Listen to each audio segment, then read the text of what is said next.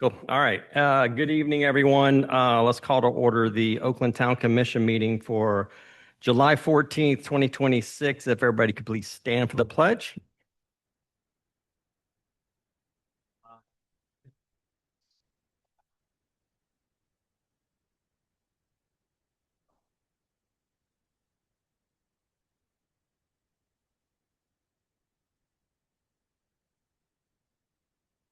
Yes, Heavenly Father, thank you for another day that you have made. Continue to guide us, protect us, and keep us.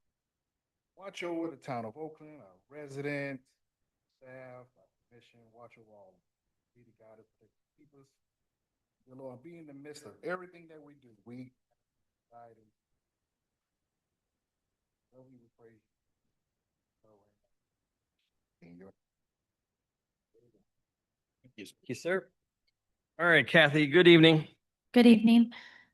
Commissioner Keller? Here. Vice Mayor Satterfield? Here. Mayor Taylor? Here. Commissioner Motley? Commissioner McMillan?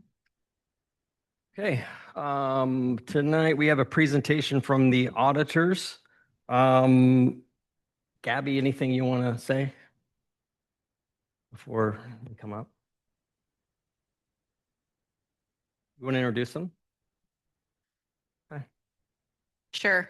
This is Carly. She is with our auditing firm, Purvis Gray, and she's gonna give our results of our fiscal year 25 audit. Thank you. You made me read this, so I figured I could. Yeah. Thank you. Hi. So again, like Gabby said, I'm Carly Freifelder, Audit Supervisor with Purvis Gray, and I have with me in the audience Tiffany Mangold, the partner. And we are here today to present to you the audit results for fiscal year ended September 30th, 2025. So first, I will just go through a quick overview of our reports and then some brief financial information at the end. So the first report is the auditor's independent auditor's report. So this is where we give our opinion on the financial statements. So we gave an unmodified opinion, which is a clean opinion, and it's the highest level of assurance you can receive in an audit. And this just means that your financial statements are fairly stated in all material respects. So that's great. The next report I'll go over is the report on internal controls and compliance based on government auditing standards. So during the audit, we review your internal controls over financial reporting. And then if we identify any areas, material weaknesses or significant deficiencies, then we would report them in this report. So during the audit, we did not find any material weaknesses. We did find one significant deficiency in internal control. So this is just a repeat of the prior year finding on segregation of duties. So nothing new. It just states that the town operates a small finance, accounting, and customer service department and does not have the resources to properly segregate incompatible duties among employees. We recommend that the town continues to develop and, if necessary, expand its current staff and reallocate oversight duties to ensure no one employee has sole control over approving, recording, and accounting for transactions. So again, it's just a small operation. So just need some more like detective controls in place to make sure there's no fraud or errors occurring. But they did make significant improvements in these processes this year. They just had a couple of things outstanding at the end of the year. So we had to have this finding again. So I think that they're hoping next year these will fully be resolved. And then the next report is the Auditor General's management letter. So in here, we are required to update you on any prior year findings that we had. Again, we just talked about the one prior year finding on segregation of duties, and management has done a really good job making progress on that finding. We also had a prior year recommendation in this report last year about capital asset disposals. So last year you had some large capital assets that were accidentally taken off the books that should not have been. So your team input some new controls this year. They sent out some capital asset listings to the departments to make sure that they had the assets at the end of the year and followed up on any discrepancies. And we did not find any issues this year related to those disposals. So that issue was resolved this year. So great job. And then we also go on to say in this report that there was no findings of deteriorating financial condition or financial emergency. And then we noted no non-compliance with contracts or grant agreements.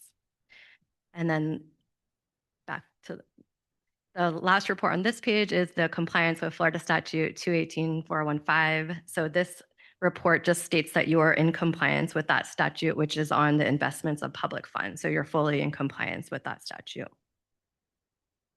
And then the last report we'll go over is the communication with those charged with governance. And this letter is directly to you all and talks about just things we think are important for you all to know. So the accounting policies, you did adopt GASB 102, which was a new standard this year on certain risk disclosures, but it did not have any impact on your financial statements. So nothing changed with that.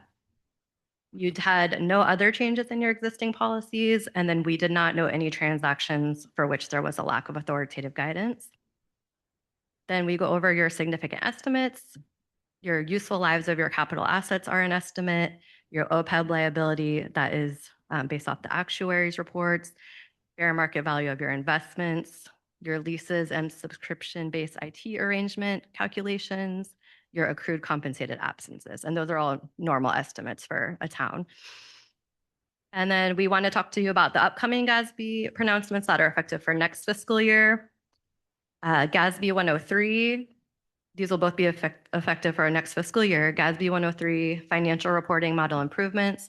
So these are small changes to your management discussion and analysis, just adding some more detail in there and certain financial statement formatting. So no changes to any calculations, just formatting and the way things look, basically. GASB 104 is similar. It's on your capital assets, and it just adds some more disclosures to increase transparency of those. It won't affect any calculations, just the way things are presented in the notes. And then again, those are both affected for fiscal year 2026 next year. And then other matters we discussed in this report, we previously discussed in this report last year, you had some long outstanding internal balances in your due to and due from accounts, and they had been outstanding for several years. So we just recommended that the town look into these and clean them up if they needed to be. So the town did make significant progress in that. There's only one outstanding balance that they were still working to resolve at the end of the fiscal year. And I think they were making progress on that. The next matter on this slide is the Oakland Avenue Charter School. In their report, we had a comment or just a governance letter comment that they overexpended their budget by $93,600. And this was offset by some additional revenue, but per the statutes, they should have gotten a budget amendment. But since they didn't have it as of June 30th, we did have to put a comment. So we just had to put it in yours because they're a special revenue fund of the town. So that's why it's also in your report. And this report just goes on to state that your financial statement disclosures are neutral, consistent, and clear. We did not encounter any significant difficulties in dealing with management or performing the audit. And lastly, we'll go over just some financial statement highlights. Right here, you go back a slide. One before. No, there you go. So first you have your general fund, and you can see you have the 2025 column versus the prior year numbers 2024, and you can see the change. So your revenues in total increased by $1.3 million. This is mainly due to your taxes, which is mainly due to new developments on the tax roll, your increased property values, and the increased millage rate this year from 6.3 to 6.7. Your license and permit revenue increased 119,000, and this is due to more building permits and increased rates. The expenditures in total increased by 1.5 million. General government was 420,000,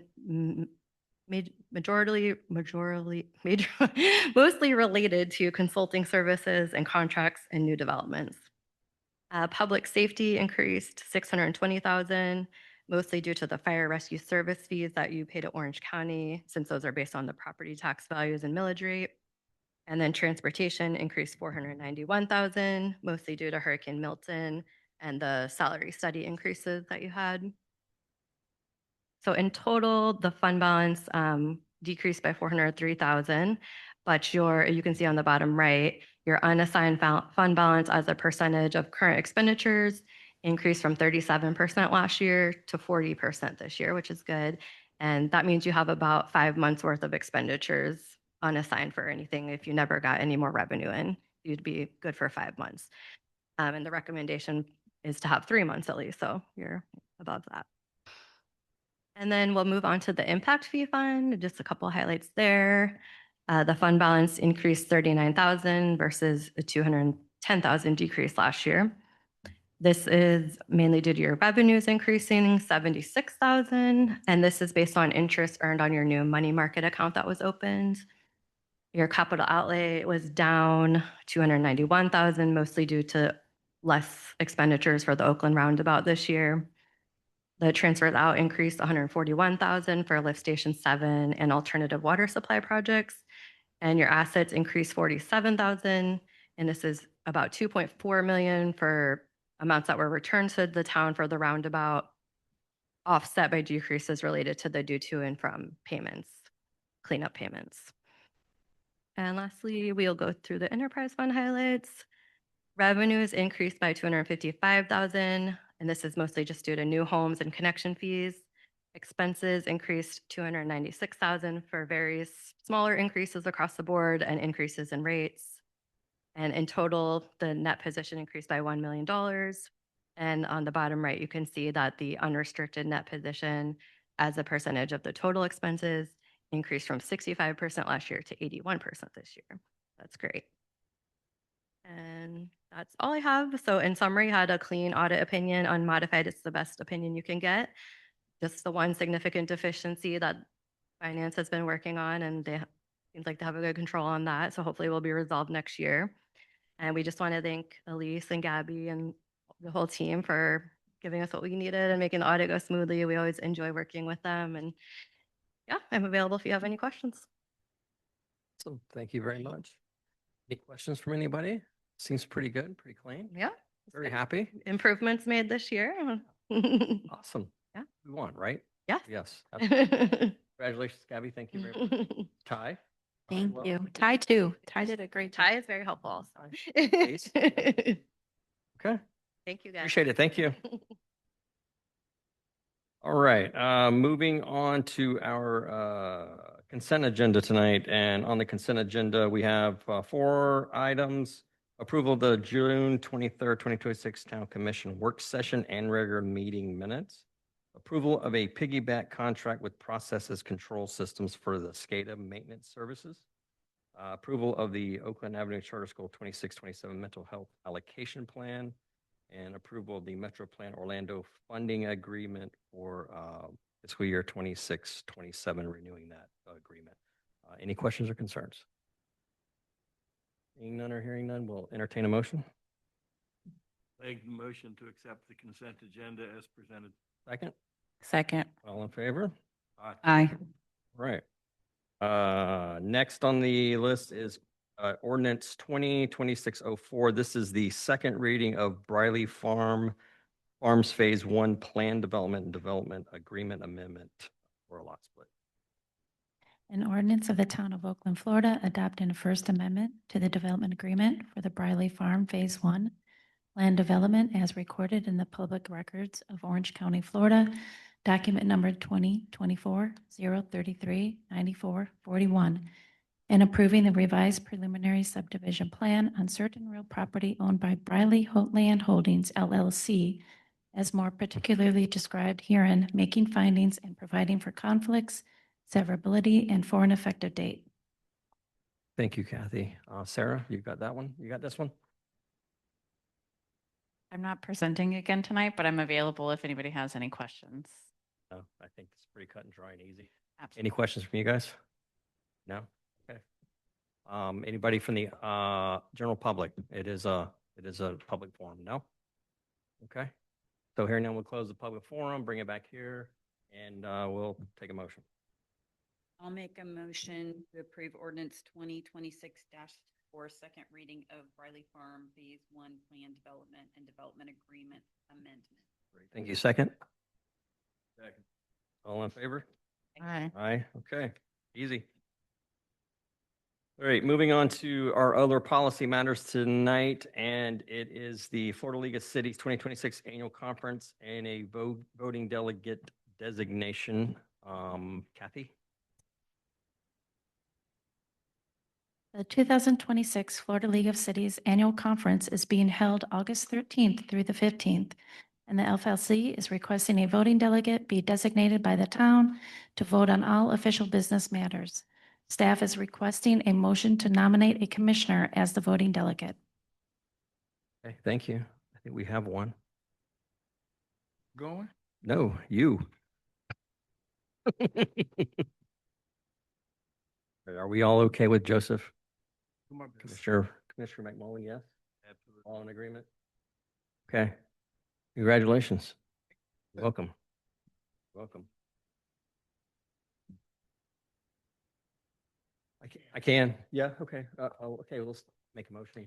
I move that we approve Commissioner Joseph McMullen as the designee for the Florida League of Cities 2026 Annual Conference. Thank you. Second? I'll second. All in favor? Aye. Aye. Okay, congratulations again. Next on the policy matters is East Vic Avenue paving direction and work approval. We'll save John a trip and public forum with this one. So Elise, take it away. Okay, so I promised I would bring back all the relevant information for you to make an educated decision on East Vic. So what we were able to do is get an additional proposal in. So you can see the proposals range from 41,000 to 49,000 for the project. The determination was made, we could potentially use partial impact fees, but we'd have to go do an additional surveyor study because we want to potentially move this forward. We decided that we would go ahead and look at our general fund for this year. So originally in the general fund, we're $100,000 for repaving projects. We were going to use that for Southern Oaks. However, those proposals came in at like 215 with contingencies. So what our recommendation is if, number one, you need to decide if you want to move this project forward. And if you do, then recommend doing East Vic out of general fund budget for this year. And then also authorize me to award the proposal to Seminole Paving in the amount of $41,510 and to execute any necessary documents. Thank you. Okay, discussion here? Thoughts, opinions? We've been talking about this for a while. So. In my personal opinion is we finish a project before we move on to another one. I would like to see us put Southern Oaks office. I don't think it's as dire as we would need for Vic Street and move forward with that. Mike. Anyone else? And are we certain that the subsequent budget would accommodate the 215 for the Southern? Yes, we currently have it in the budget for that amount. 26, 27. Correct. Okay. And then the remaining that was in the budget for 25, 26, that just gets rolled over. No, we don't roll over line items. It would only be if the bottom, once all the expenses and revenue came in, if the bottom showed a positive amount, right?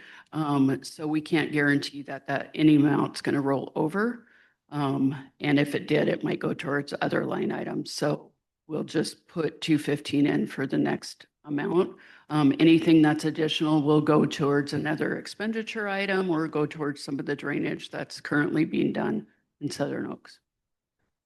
Um, No other additional paving project. That's correct.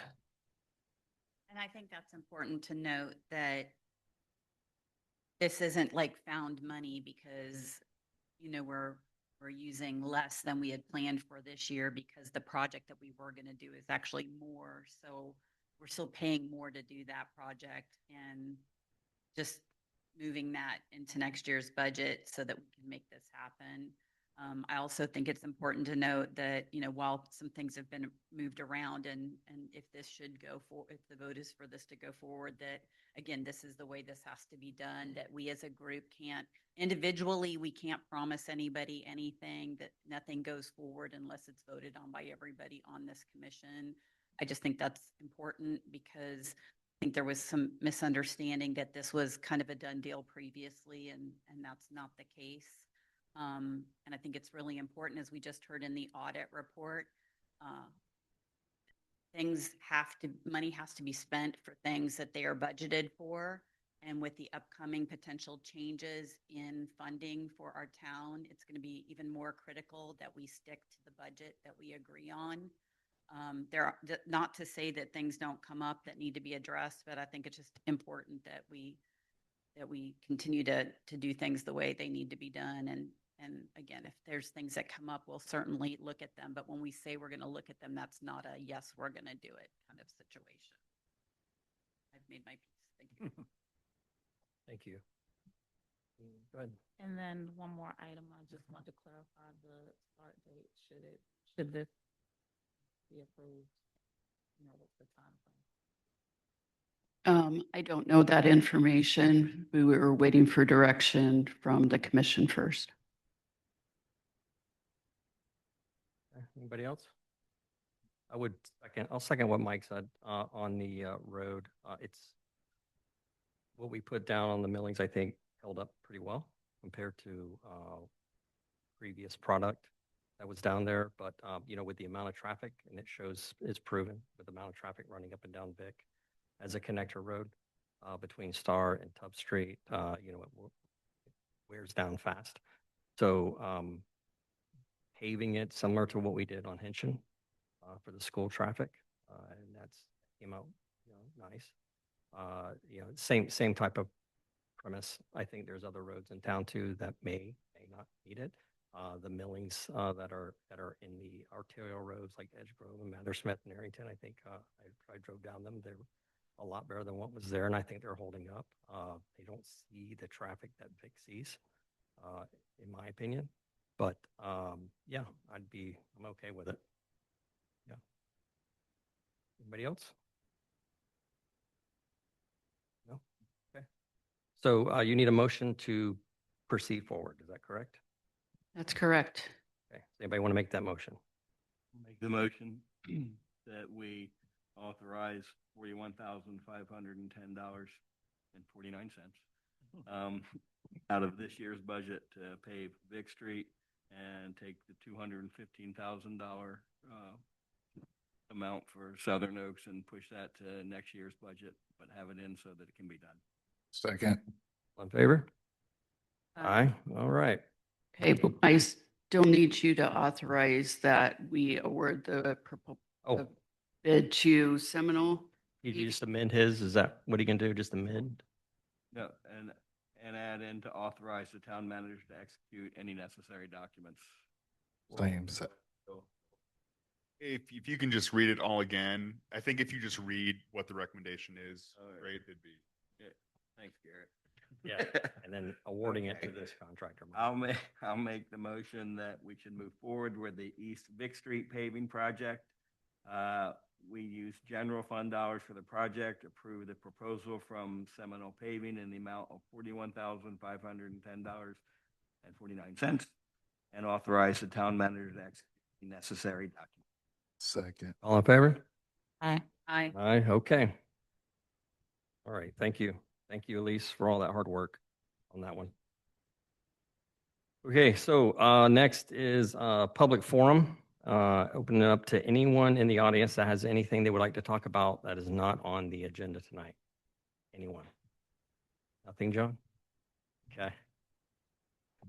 All right, so we'll close this up public forum and bring it back to town manager. Okay, I know you thought you were going to be done quickly, but I have a lot to cover. Okay, so first thing, Ashley's not here, so I'm going to go over employee anniversaries for July. We have a ton. So we're going to start with the highest years of service. We have Nisi, Ned, Donna Bailey, and Janice Anjonia that have 20 years of service over at the school. And then continuing with the school, Carlos Torres has 17 years, Pam Dwyer has 13. We have at the PD, Andrew Ricks that has 8 years. Back over to the school, we have Teresa Acevedo, at 7 years, Jennifer Saul with 6 years.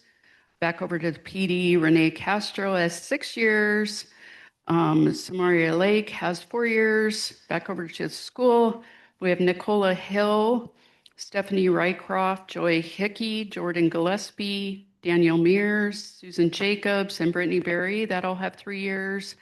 We have one over at Public Works, John LaMarche has 2 years, and then at O&P, Melinda has 1 year. So I wanted to start with that because that's a lot. And those 20 years are really impressive.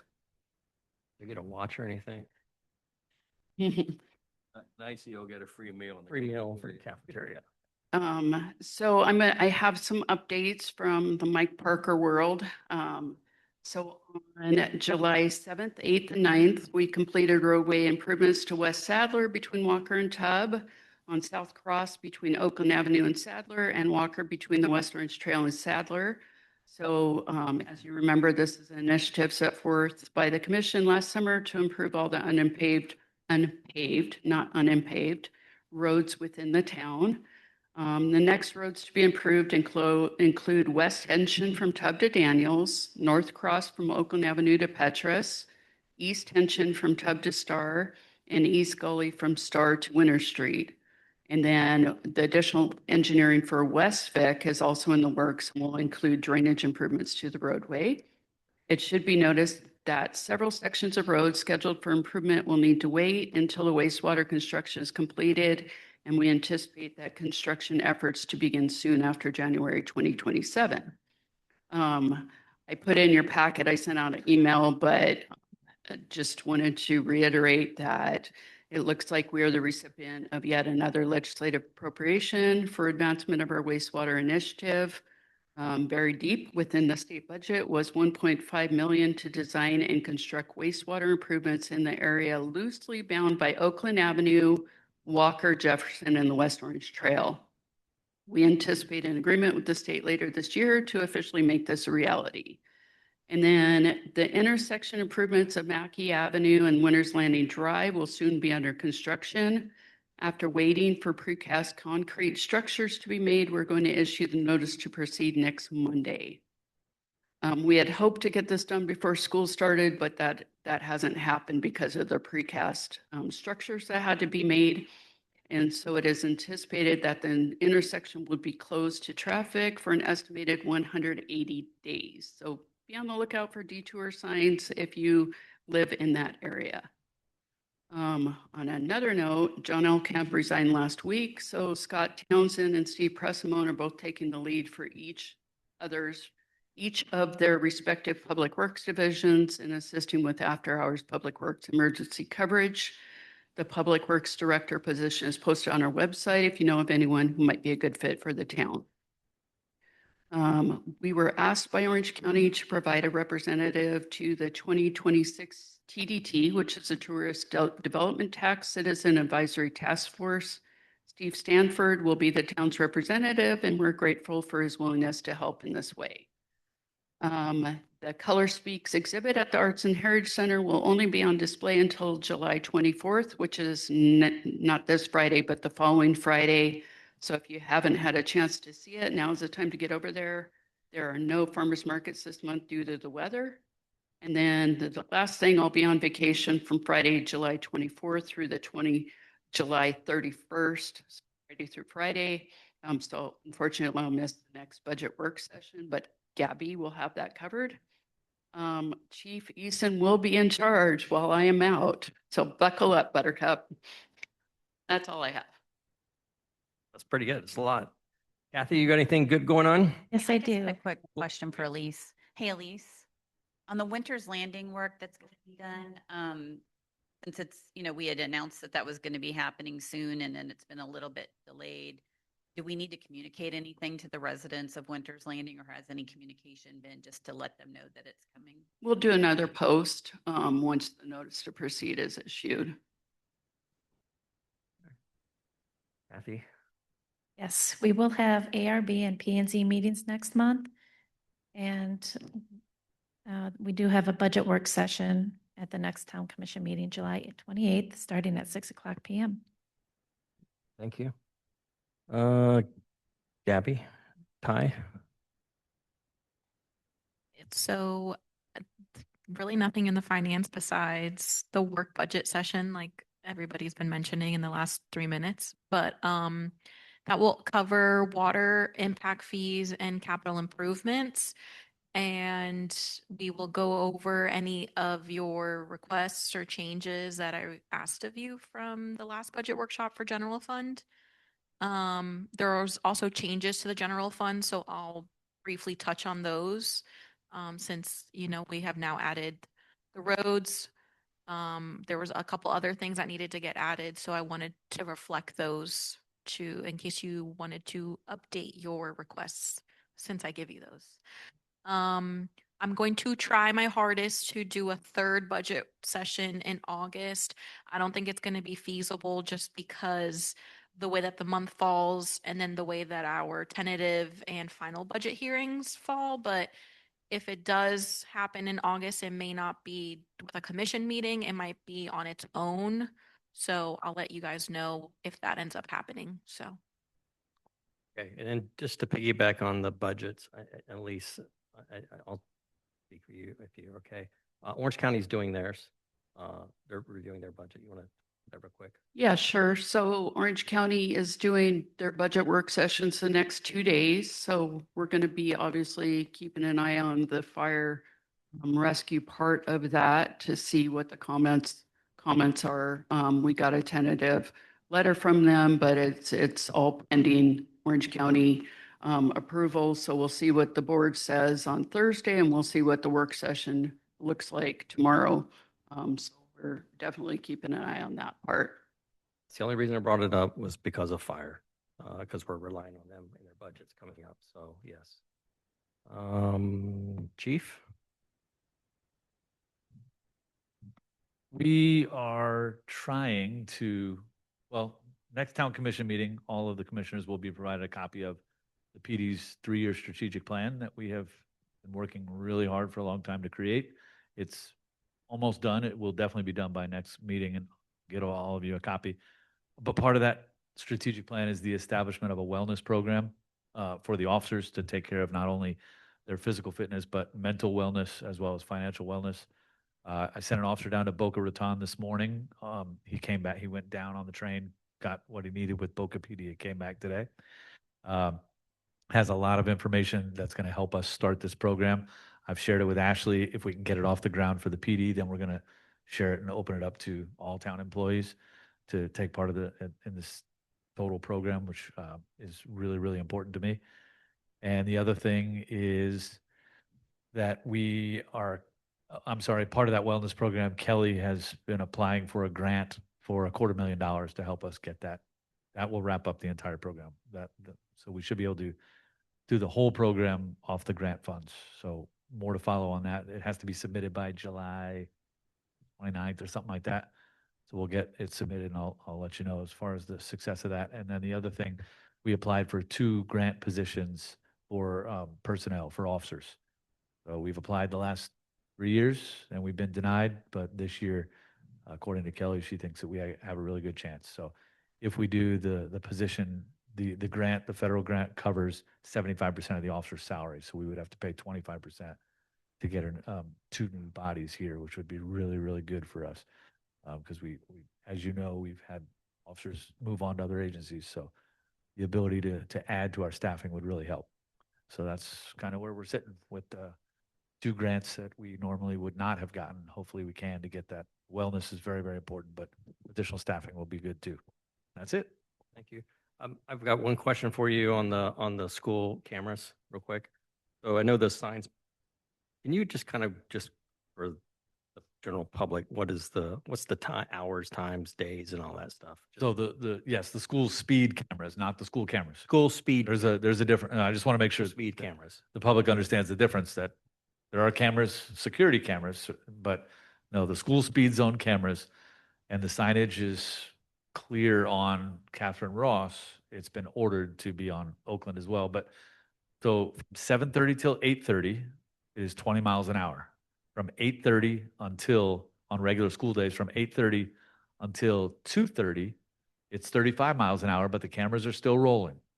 So if you come through it 11 miles or more over the 35 or the 20, given those times, you'll be issued a citation. It goes back down to 20 at 2:30 and stays 20 miles an hour till 3:30. Once school is out of session after 3:30 and the students have been dismissed, it goes back to 35 miles an hour, but the cameras are no longer rolling. The school speed zone cameras only work during the school hours. So while students are arriving to school, attending school, and leaving school, as soon as school is over at 3:30, the cameras turn off and we can't monitor. We would have to monitor speed through the radars in the patrol units if we were going to do that. But the idea of the speed zone program is just to keep the students safe. That's the only time it's running. Yeah. On Wednesdays, it's the same exact thing, 7:30 to 8:30, but then it's 12:30 to 1:30. And then it turns off at 1:30. I believe that's the time for the late, or maybe 11:30 to 12:30. Is that what it is? 12:30 to 1:30? Is that what it is? Or is it 2:30? It might be 1:30 to 2:30. I would have to refresh. There's so many different 30s. An hour. I would have to refresh my memory. Yeah. It's 30 minutes before school lets out, up to 30 minutes after, for a total of 60 minutes. Does accommodate on that Wednesday. Yes, it's all pre-programmed. The company has the school calendar and the dates and times on half days on Fridays, when they get out at noon, I believe. It runs from 11:30 to 12:30, and then it turns off. So they have next year's school calendar already. We sent that over to them already. It's all programmed in the system. There's a 2-layer approval system when a citation is issued. The company goes through and looks at the video and reviews it to make sure it was the correct times, that the cameras were running and all that stuff. And then they send it to us, and we have an officer in-house that gives it a second look and reviews it before a citation is ever issued. After the 2-layer approval, then the person gets the citation. Right. Um, A clarification, it is not running right now because school's out. Correct. It is not running. Okay. Uh, And I know it has a flashing light. Yep. My understanding though, if the light wasn't flashing and school's in session and you're going by at those times, Correct. very So- good chance of getting a ticket. A guarantee. There's not a very good chance it's a guarantee. The state statute says that as long as the signage identifies what times is 20 miles an hour and what times is 35 miles an hour, the flashing light is only a courtesy. The flashing light does not have to be there. We don't even have to have the flashing light on the pole, but we do as a courtesy to drivers as a second layer of, hey, pay attention, there's kids around. But according to that statute, that light does not have to be flashing. So if somebody does get a citation and it was during those times, as long as the signage is on Oakland Avenue that says what time to do 20 miles an hour, what time to do 35, the light is a moot point. So does our flashing light correspond with those times on the sign? It does, and it's verified every day by the SRO. She visually observes it and she enters it into our CAD system that says, on July 14th, I checked it at this time and the light was flashing. She enters it into CAD. That's only for us just to say, as a courtesy to the violator, yes, the light was flashing, because in the last hearing, a lot of violators came in and said the light wasn't flashing. We had it backed up in our system that the SRO literally drives from light to light. There's only 2 of them. She drives and checks each one, beginning of each flashing light period, and confirms they're flashing and enters that note into the CAD. So, but like I said, During school hours. but like I said, I just want to reiterate, it doesn't matter if the light's Yeah. flashing or not. But But it does not matter if the light's flashing or not. Doesn't matter as long as the signage is correct, and it is. Well, I'm asking all these questions. I get it, because I was here for the hearings, but And I know that we've had a couple of hearings and there's been a lot of that, question. That was one of and them. there were some issues in the first hearing where we didn't actually have the proper signs, and we discovered that, so those tickets were dismissed. So it is what it is, but the signs have now been corrected. When the school starts this year for the 26-27 school year, all signs are correct. Flashing lights doesn't matter if it's there or not. The times are identified on the signs. So it's what time is 20 miles an hour is written and what time is 35. And the cameras do not work outside of school hours. We'll ask you to rehash it again in August. Oh, no worries. Yeah. I'll be here, I think. And then on your police activity report, I know reading through that those tickets or whatever, they're not posted. There's not a line item for that. No, for school speed zone, because it's It's totally separate. It's an administrative fine, not it's not a Florida uniform traffic citation, so we don't track them on that. Everything you see on that report is uniform traffic citations. That's an officer pulling somebody over, writing them a ticket for suspended license, seatbelt, or at a crash scene or anything like that. Those are the numbers that are reflected on the manager's report. We don't reflect the school speed zone tickets at all on the stats. Yeah, what's the average, what was the number you were pulling in with the last tickets? For the school speed zone? Yeah. I would have to go back and look. It's very small. Okay. We've had a reduction of over 90% of unlawful speed coming through there. So from the inception of it last year till now, we have approximately 10% of the speeds, still unlawful speed coming through that we had when we started.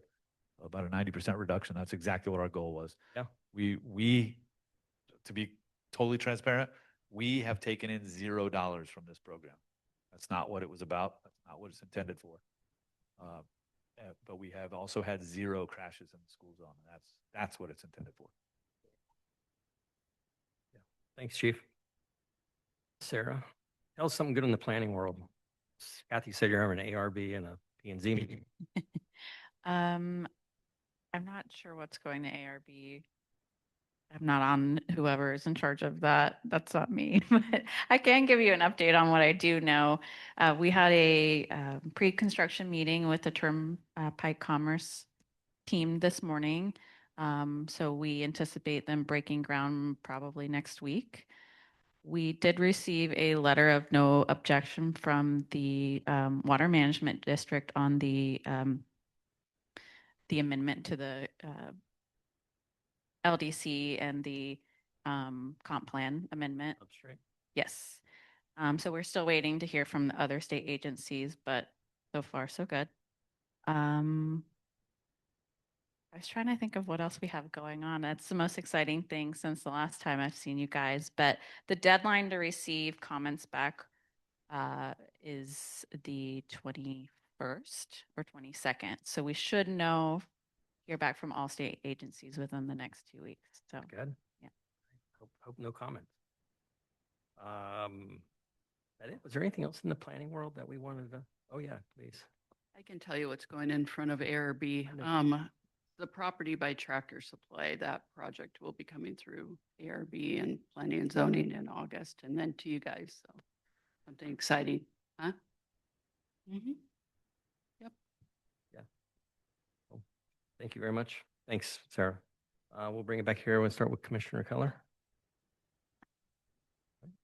Commissioner McMullen. I will be as brief as possible. As you know, I was not here at the last meeting.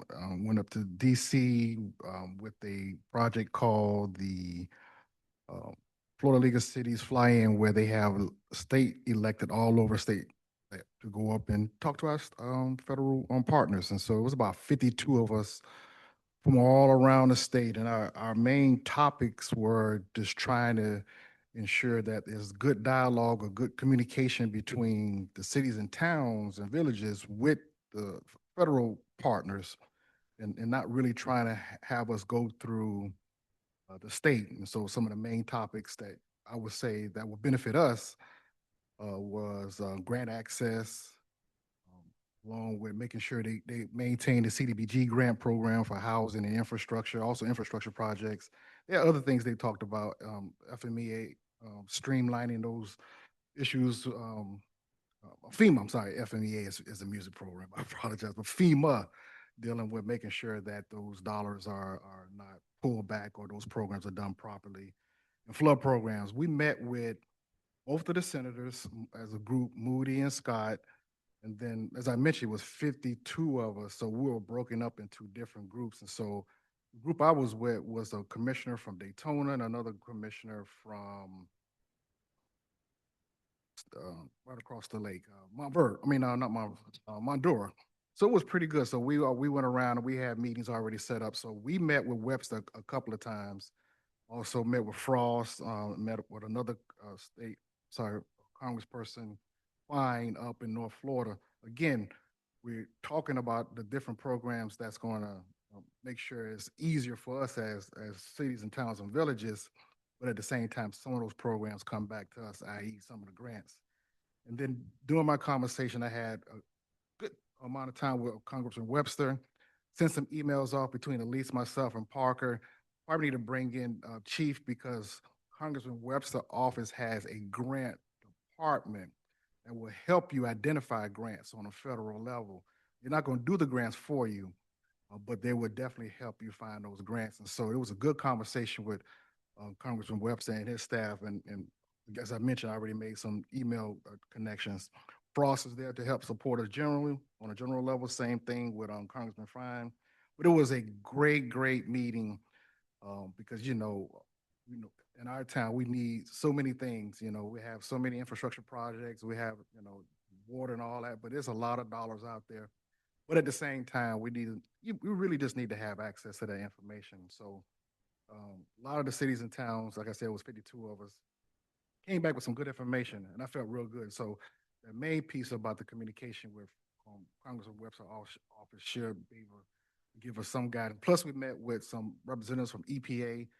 There's some grants. There's a lot of infrastructure grants, a lot of water grants, and so hopefully Mike Parker can go through all those things that I found and probably help us to make some progress. I got him in contact with some main people too as well. So again, Lisa was on that email as well. So it's really just position us in a place to lean on our federal partners and just be in a position where, because they telling us there are dollars there, there's programs there.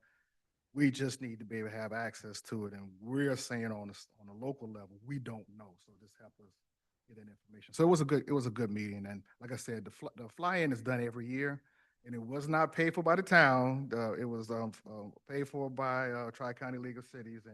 But it was a great time. We really made some great progress on a federal level. As you all know, with all the property tax and all the other discussion coming our way, we need to do all we can to plug in every possibility to bring in some kind of funding to help facilitate that. But again, let me say this, it feels good when I'm sitting in somebody's office and I can pull out our paper to talk about our infrastructure and say, hey, these are the things that we're doing. So it's not like I'm walking in and say, hey, we need help. We're walking in and say, we need help, but this is what we need help. So I just want to say kudos to the staff. It's easier for me to communicate, and all we need to do is just try to plug into those resources. Thanks so much. Thank you, Commissioner Motley. Very briefly, just want to thank you to our town clerk for creating such an amazing orientation program for this new commissioner. I'm about 112 days in, but I've had an opportunity to meet with all of the department heads and staffs, and I just am overwhelmingly impressed with the town staff, what we're doing, the programming and projects, and just all the resources that are available to us in our community. The only thing I have is, I don't think we announced the school luncheon, back to school luncheon for the teachers is August 6th. Is that correct? It was sent out, but I wasn't sure if it went out as an invite. And it might have just been verifying with me, and I don't know that. That's why. But it is August 6th at 11:30. And we don't have to cook again this year. It's pizza, which is a wonderful thing. So I don't know if it came out as an invite or not, because it started out on the 5th, and then it had to get changed for some reason. I wasn't sure. So, anyway, that's all I have. Thanks. The only thing I have is Elise and I last week attended Mayors and Managers Luncheon that we attend every other month, where we get together with Winter Garden and Ocoee and Windermere and Popka as well, and just talk about challenges and achievements that we're all having in our towns, individual towns. One of the things we are talking about is what Joseph talked about a little bit is the incoming property tax reform. So, just talking about education, and you'll be seeing some materials and some workshops and some meet and greets that will start to happen here, just to kind of give you a heads up of what could come if it passes or fails. But anyways, just a heads up on that. That's what we did this week. Yeah. Nothing else. Other than that, Joseph. I'm, Oh, I think, so Commissioner Wilson is trying to put together a town hall probably in October. And then the rest of the West Orange group. So her district is Windermere, us, Winter Garden. But then we've talked about doing just like a town hall that'll be open to the public to educate them on what this would be, probably in October as well. But it would be all of the municipalities in West Orange County. So stay tuned. We'll let people know when those are so people can become educated if you'd like to know more about the issue before you go and vote.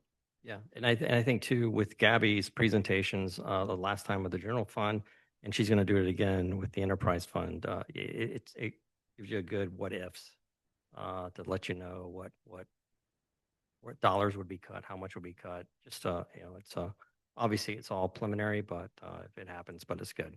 So if you get the chance to attend the next workshop. you go. I'm going to preface this real quick. The water fund is a little harder to do a what if because I don't know what money's coming. But don't promise a what I promise, I'm not promising. if. I'll do what I can. I'm not promising anything. They're good workshops to attend, especially right now. So, yeah. Okay. Right, if our hearts and minds are satisfied, it is now 7:52 PM. Let's adjourn.